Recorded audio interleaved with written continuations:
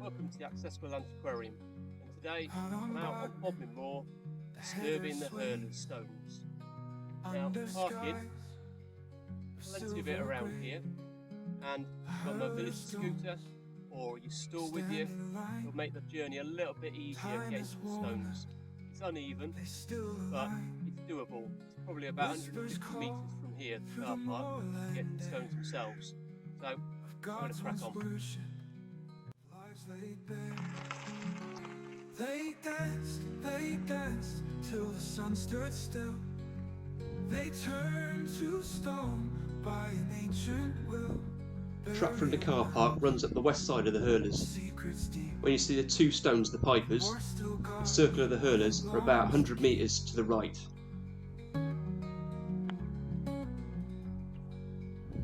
Legends murmur.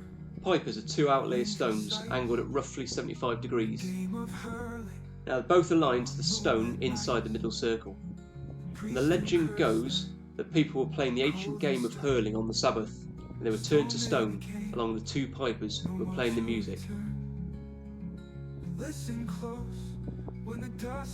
The Hurlers are three stone circles, measuring 35, 42 and 33 metres, and they run about south-southwest to north-northeast. Now the south circle only has a few standing stones left. In the 1930s, the site was excavated and marker stones were used, and these were put in the place where the stones were missing. Stones were taken not just from one location but all over. The north circle was from the hills to the west, the middle circle from Stows Hill, and the southern circle from Carradine Hill. All these places have strong links to the ancestors. There are loads of other features in the landscape as well as the Hurlers. On the horizon to the north is Stows Pound, and that's a pre-Iron Age hilltop enclosure. In front of it is the Cheese Ring Rock Formation. And over to the north-northeast is Rillaton Barrow, where the famous gold beak was discovered. Their holy ground. Myths still linger, tales resound. Do they watch as the ages flow? Do they mourn for the world they used to know? Back in the 1938 excavation, a quartz pavement was discovered running between the north and the middle circles. More recent surveys have concluded that it was probably earlier than the circles themselves, measuring around 1 metre at the north end and 1.5 metres at the south, but with a curbstone blocking it. It's not really flat enough to walk along, so what could it have been for? There are many theories, but there are growing collective thought that it could probably be something to do with the Milky Way in the night sky. At the equinox, the Milky Way would be flat along the horizon, and this would mimic the glistening quartz of the pavement underneath. A circle of stone, a riddle untamed, of life and death and God's unnamed.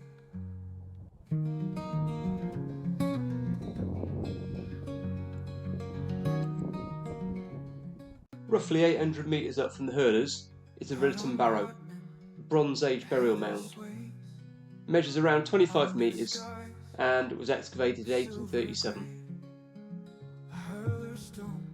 The barrow sits on the edge of a slope, open to the landscape below. Carradine Hill is to the southeast, with a whole load of barrows on it, and further over in the distance to the east, you have Kitts Hill, again with loads of barrows across the surface. Stone Kistel Chamber measures around 2 metres by 1 metre.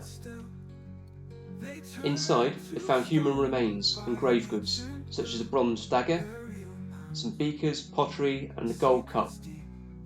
And the gold cup was made from hammered out gold sheets and ridged like the old corded pots from the Neolithic.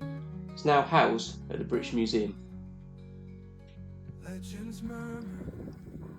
The terrain between the barrow and circle is pretty rough. Even on an all-terrain mobility scooter, you still get properly shaken up. So it's probably not the best idea if you've got neck or back injuries, as I found out. No more to return. Listen close When the dusk is near, you might hear laughter, faint but clear.